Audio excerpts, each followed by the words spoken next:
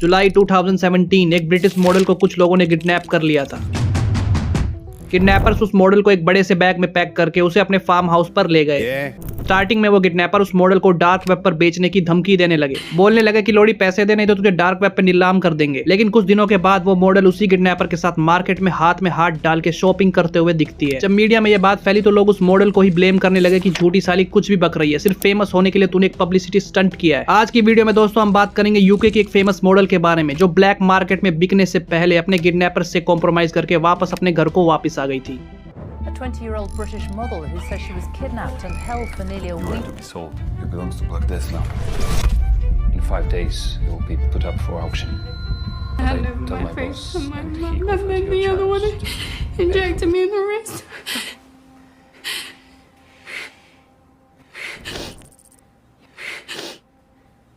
South London के एक छोटे से शहर कोल्सन में रहने वाली 20 साल की क्लोई एलिंग जो कि प्रोफेशन से एक मॉडल थी, वो सुबह को घर से निकलती थी, कुछ दूर तक चलती थी, काम होता तो फोटोशूट नहीं तो रात भर पार्टीज किया करती थी। वो एक डाइवोर्स लेडी थी जिसका एक बेटा भी था, लेकिन डाइवोर्स के बाद बेटे की कस्टडी फादर को मिली। बेटे के छीनने के बाद वो अपनी मदर एंड डॉगिया के साथ एक छोटे से अपार्टमेंट में रहती थी एंड मॉडलिंग से उसे जितना भी पैसा मिलता था उसमें से वो थोड़ा बहुत अपनी मम्मी को दे देती थी घर चलाने के लिए एंड फिर अगली मॉर्निंग अपने काम पर वापस निकल जाती थी। Chloe Phil green supermodel agency के लिए काम किया करती थी एंड उस टाइम तक क्लोई लंदन में ही अपना ज्यादातर मॉडलिंग का काम किया करती थी। अगर किसी पार्टी को अपने प्रोजेक्ट के लिए कोई मॉडल हायर करनी होती तो वो इस एजेंसी के थ्रू क्लोई से कांटेक्ट कर सकते थे। इस एजेंसी के ओनर फिल ग्रीन जो कि एक लॉयर, एक पार्ट टाइम डीजे और मॉडल्स के फोटोशूट्स वगैरह करवाते थे। सब कुछ ठीक चल रहा था क्लोई की जिंदगी में, लेकिन तभी उसकी लाइफ में लुकास हर्बा नाम के शख्स की एंट्री होती है जो कि क्लोई को कई सालों से स्टॉक भी कर रहा था, लेकिन क्लोई ने उसे अपने पास कभी नोटिस नहीं किया क्योंकि वो एक मॉडल थी एंड उसके आसपास लोगों की भीड़ रहती थी। लुकास हर्बा एक 30 साल का कंप्यूटर प्रोग्रामर जो कि इंग्लैंड के ओल्डबेरी शहर में अपना नाम बदलकर रह रहा था। उसने फोटोशूट के बहाने क्लोई को डार्क वेब पर बेचने का एक खतरनाक प्लान बनाया। तो इसीलिए उसने मार्च 2017 में फिल से कांटेक्ट करके एक फोटोशूट ऑर्गेनाइज करवाया था जो कि पेरिस में होने वाला था, लेकिन लास्ट मिनट में उसे किसी वजह से कैंसिल कर दिया गया था। इसके 3 महीने बाद जुलाई 2017 में फिर से लाजियो ने फिल ग्रीन को कांटेक्ट किया एक दूसरे फोटोशूट के लिए एंड इस बार उसने मिलान में 12 जुलाई को फोटोशूट की डेट फाइनल की। अगले दिन क्लोई इटली पहुंचती है अपने घर से काफी दूर, वो भी अकेले एंड जब वो शूटिंग की लोकेशन पे पहुंची तब उसने देखा कि वो जगह काफी सुनसान थी। जैसे ही वो बिल्डिंग के अंदर गई तभी अचानक से 2 बदमाश इन ब्लैक मास्क पता नहीं कहां से आए एंड क्लोई को केटामिन का इंजेक्शन देकर उसे बेहोश कर दिया। उसके सारे कपड़े, सामान एंड फोन को उन्होंने वहीं छोड़ दिया। फिर उसे एक बड़े से बैग में पैक करके उस बैग को उन्होंने गाड़ी की डिक्की में रखा एंड उसे अपने फार्म हाउस पर ले गए। फोटोशूट ज्यादा देर का नहीं था, लेकिन जब बहुत ज्यादा देर हो गई एंड क्लोई घर नहीं पहुंची तो उसकी मोम ने उसे कॉल किया, लेकिन उसका फोन उसी लोकेशन पे पड़े पड़े बज रहा था। इधर क्लोई को फार्म हाउस पर छोड़ने के बाद उन दोनों किडनैपर्स ने उसे बेड के नीचे हैंडकफ से बांध दिया था एंड उसके बाद वो दोनों किडनैपर्स वहां से चले गए। थोड़ी देर बाद एक शख्स वहां पर आया बिना मास्क पहने एंड उसने क्लोई को बताया कि उसका नाम एमडी है। उसने क्लोई से कहा कि तुम अब ब्लैक डेथ ग्रुप की प्रॉपर्टी हो एंड 6 दिन बाद ये लोग तुम्हें डार्क वेब पर बेच डालेंगे एंड जो ग्राहक तुम्हारी सबसे ज्यादा बोली लगाएगा उसे तुम्हें एज ए सेक्स स्लेव बेच दिया जाएगा। उसने उसकी ऑक्शन की एक इमेज भी उसको दिखाई, जिसके बाद क्लोई बहुत ज्यादा डर गई थी।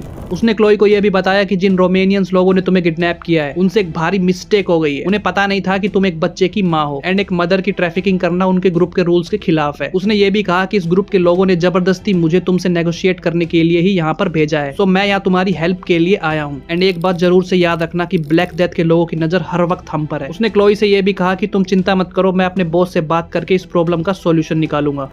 इसके अगले दिन उसने क्लोई से कहा कि उसने ब्लैक डेथ के बॉस से बात कर ली है एंड वो लोग तुम्हें छोड़ देंगे, लेकिन बदले में तुम्हें 3 लाख यूरोस देने होंगे। क्लोई ने कहा कि उसके पास इतने पैसे नहीं है, जिस पर उसने क्लोई को ऑप्शन दिया कि कोई दोस्त या रिश्तेदार तो होगा जो तुम्हारे बदले पैसे दे सकता है। तो क्लोई ने उसके एजेंट फिल को कॉन्टेक्ट करने को कहा। क्लोई ने कहा कि वो श्योर नहीं है कि उसके पास इतने पैसे होंगे भी या नहीं। इसके अगले दिन क्लोई के एजेंट फिल को एक फिरौती का मेल आता है। उस मेल में उन्होंने फिल को सूखी धमकी दी कि क्लोई को छुड़वाने के लिए उन्हें 3 लाख यूरोस देने पड़ेंगे। धमकी का मेल आते ही फिल ग्रीन की ग्रीन हो गई, आई मीन गांड फट गई। उसने फौरन ही पुलिस को कांटेक्ट किया। पुलिस ने मिलान में यूके कॉन्सुलेट को कांटेक्ट किया हेल्प के लिए। यूके कॉन्सुलेट ने इटली पुलिस को कांटेक्ट किया। कंप्लेंट मिलते ही इटालियन पुलिस डिटेल्स लेके फौरन ही उस एड्रेस पर पहुंची जहां पर फोटो शूट होने वाला था। स्टार्टिंग में पुलिस को वो फोटो स्टूडियो लग भी नहीं रहा था। लोकेशन पे पहुंचने के बाद छानबीन के दौरान उन्हें क्लोई के कपड़े, सामान एंड फोन सब कुछ वहीं पड़ा मिला एंड पुलिस क्लोई को ढूंढने में लग गई। एंड यहाँ एमडी ने क्लोई को ये बताया कि उस फिल के पास भी इतने पैसे नहीं है एंड अब 4 दिन के बाद ब्लैक डेथ के लोग तुम्हें बेच डालेंगे। जिसके बाद क्लोई चीखने लगी कि प्लीज मुझे छोड़ दो, मैं कमा कर तुम्हें तुम्हारे पैसे दे दूंगी।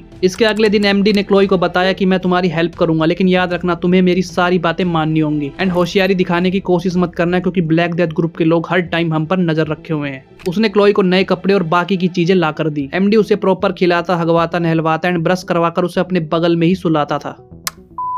इसके अगले दिन उसने क्लोई को कहा कि वो उसे बाहर लेके चलेगा, लेकिन याद रखना ब्लैक डेथ के लोग हमें ही देख रहे होंगे एंड उन्हें तुम्हारी फैमिली के बारे में भी पता है। होशियारी दिखाने की कोशिश मत करना एंड पूरे टाइम मेरा हाथ पकड़ के ही रखना। क्लोई ने ऐसा ही किया। वो उसके साथ मार्केट तक गई एंड वहां उसने क्लोई को कुछ फ्रूट्स एंड नए शूज भी दिलवाए। उसके बाद वो दोनों वापस फार्म हाउस आ गए। शॉपिंग के दौरान क्लोई पूरा टाइम डरी ही हुई थी। वो दूसरे देश में थी एंड उसे सड़क पर चलता हर एक शख्स ब्लैक डेथ ग्रुप का आदमी ही लग रहा था। डर के मारे उसने अपनी जान बचाकर भागने की कोशिश भी नहीं की। फार्म हाउस पहुंचते ही उसने क्लोई को कहा कि कल वो उसे ब्रिटिश कॉन्सुलेट के ऑफिस लेके चलेगा एंड उसकी फिरौती की सारी रकम ब्लैक डेथ को वो ही दे देगा। वो हर पल क्लोई की लेना चाहता था। वो उसे दिखा रहा था कि उसे उसकी कितनी परवाह है एंड क्लोई भी मन ही मन उसके इशारे समझ रही थी कि वो क्या चाहता है। एंड ऐसी सिचुएशन में क्लोई ने उससे कहा कि पहले वो अपने घर पहुंच जाए, उसके बाद वो इस बारे में सोचेगी। उसने क्लोई के साथ जबरदस्ती तो नहीं की, लेकिन उसने उसे वार्निंग दी कि याद रखना घर पहुंचने के बाद भी तुम सेफ नहीं हो। ब्लैक डेथ के लोग पुलिस में भी शामिल हैं एंड वो तुम्हें फिर से उठवा सकते हैं, इसलिए पुलिस को मेरे बारे में उतना ही बताना जितना मैंने तुम्हें बताया है। क्लोई मान जाती है एंड किडनैपिंग के 6 दिन बाद 17 जुलाई को एमडी, जिसका असली नाम लुकास हर्बा था एंड जो कि क्लोई का असली किडनैपर भी था, वो खुद क्लोई को ब्रिटिश कॉन्सुलेट के ऑफिस में छोड़ देता है, वो भी बिना फिरौती के पैसे लिए, क्योंकि सब कुछ तो उसके प्लान के अकॉर्डिंग ही चल रहा था। मिलान के ब्रिटिश कॉन्सुलेट के ऑफिस में क्लोई ने अपना बयान दिया। उसने रोते हुए बताया कि उसे कुछ लोगों ने किडनैप कर लिया था। उसने उनका चेहरा तो नहीं देखा था, लेकिन वहां पे एक शख्स आया जिसका नाम एमडी था, जिसने उसकी हेल्प की और उसी की वजह से वो बच के यहाँ तक आ पाई। उसने कहा कि वो 6 दिन से किडनैप थी और एक फार्म हाउस में कैद थी। जब पुलिस ने इसकी छानबीन की तो उन्हें सीसीटीवी फुटेज से पता चला कि 2 दिन पहले क्लोई मिलान के मार्केट में शॉपिंग कर रही थी, वो भी एक आदमी के साथ। पुलिस ने उस शॉप पे जाके कंफर्म किया कि क्लोई वहां आई थी या नहीं। उसके बाद पुलिस ने क्लोई को सुनाया कि कौन सा किडनैपर अपने कैदी को बीच बाजार में ले जाकर शॉपिंग करवाता है। क्लोई ने रोते हुए कहा कि वो मुझे बचाने की कोशिश कर रहा था एंड उसने जैसा मुझे करने को बोला मैंने वैसा ही किया। मैं बहुत ज्यादा डरी हुई थी। क्लोई के बयान के बाद पुलिस ने एमडी, जिसका रियल नेम लुकास हर्बा था, उसे हिरासत में लिया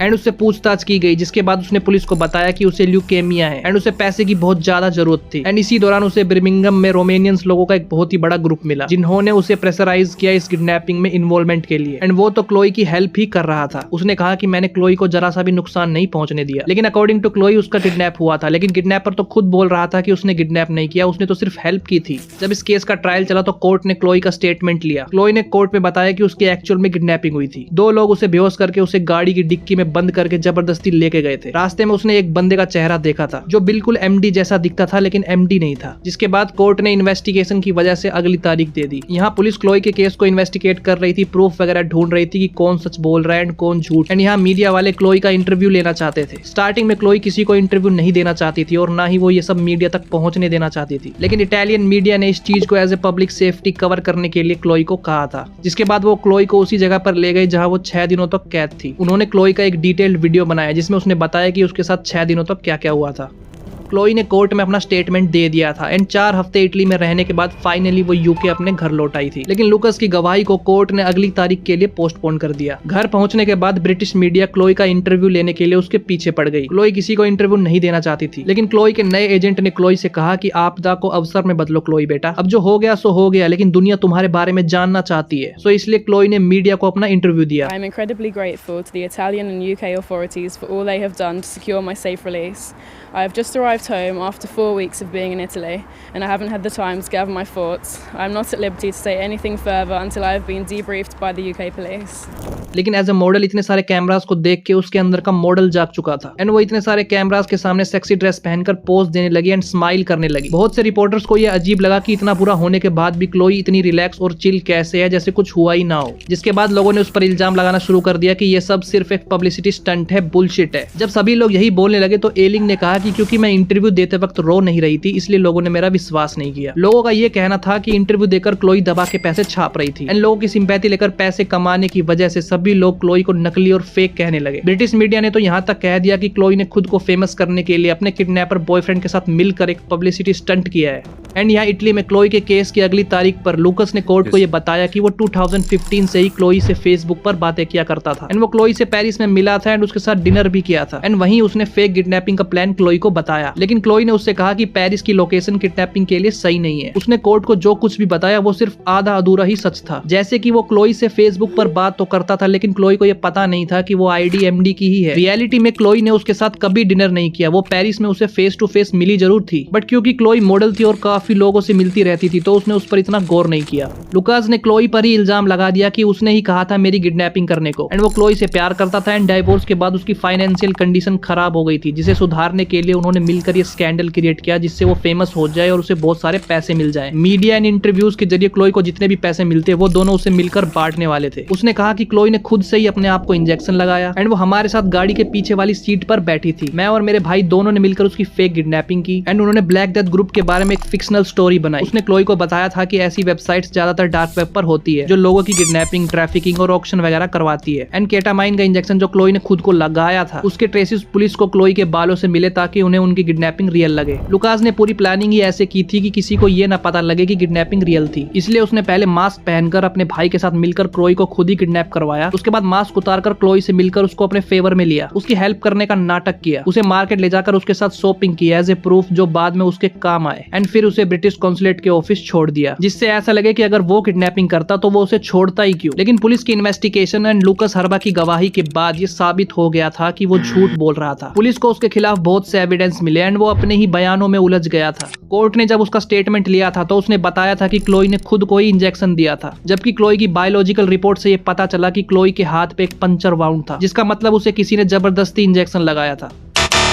लुकास ने पहले कहा था कि क्लोई अपनी किडनैपिंग के बारे में सब जानती थी। उसने खुद अपनी ऑक्शन वाली फोटोज लेने को कहा एंड जब ये फोटोज खींच रही थी तब वो होश में थी। उसके बाद वो गाड़ी की पीछे वाली सीट पर बैठी थी, लेकिन आधे रास्ते के बाद वो उसके साथ आगे बैठ गई थी। लेकिन पुलिस इन्वेस्टिगेशन के दौरान क्लोई के ब्लॉन्ड हेयर, गाड़ी की डिक्की एंड उस बैग दोनों जगह पे मिले।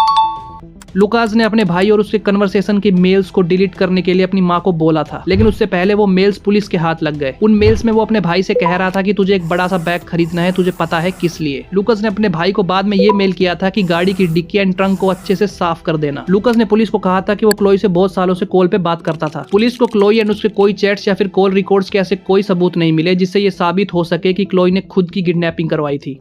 कोर्ट ने पुलिस एविडेंस और बयानों के आधार पर लुकास की फेक स्टोरी को मानने से इनकार कर दिया एंड उसे गिल्टी पाया गया। 11 जून 2018 लुकास को किडनैपिंग और एक्सटॉर्शन के मामले में दोषी पाया गया एंड उसे 16 साल 9 महीने की सजा हुई। इन्वेस्टिगेशन के दौरान हर्बा का भाई मिशेल कोनार्ड हर्बा, उसे भी अरेस्ट कर लिया गया। 2018 में उसे यूके से इटली घसीट कर लाया गया एंड 2019 में उसके गुनाह साबित होने के बाद उसे भी 16 साल 8 महीने के लिए जेल में फेंक दिया गया। 2020 में अपील की वजह से लुकास हर्बा की सजा को घटाकर 12 साल 1 महीने कर दिया गया एंड 2021 में अपील पर मिगेल हर्बा की सजा को भी घटाकर 5 साल और 8 महीने कर दिया गया। क्लोई ने बीबीसी को इंटरव्यू के दौरान ये बताया कि लोग उन्हें आज भी पूरी शिद्दत से गालियां देते हैं, लेकिन इस किडनैपिंग के मामले से निकलने के बाद नेगेटिव पीपल्स को इग्नोर एज फक करके क्लोई ने drama writer Georgia Leicester and producers के साथ मिलकर अपनी कहानी दुनिया को बताने के लिए उनके साथ एक सीरीज के ऊपर काम किया। 14 अगस्त 2024 को इस सीरीज को यूके में रिलीज किया गया, जिसका title kidnapped the Chloe Ayling story था। क्लोई ने अपने एक इंटरव्यू में कहा कि ये सीरीज देखने के बाद लोग ये समझ जाएंगे कि एक्चुअल में उनके साथ क्या हुआ था।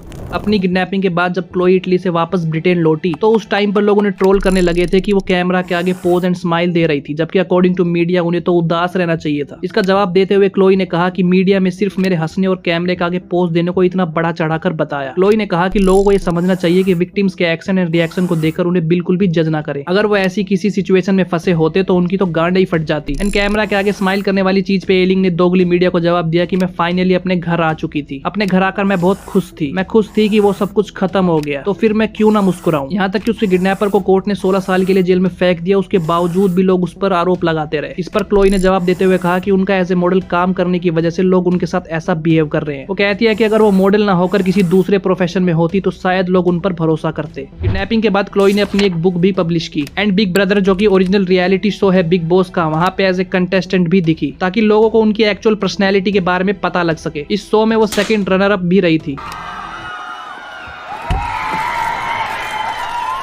Just because you don't cry and you can put on a brave face for a camera doesn't mean you're not hurting inside.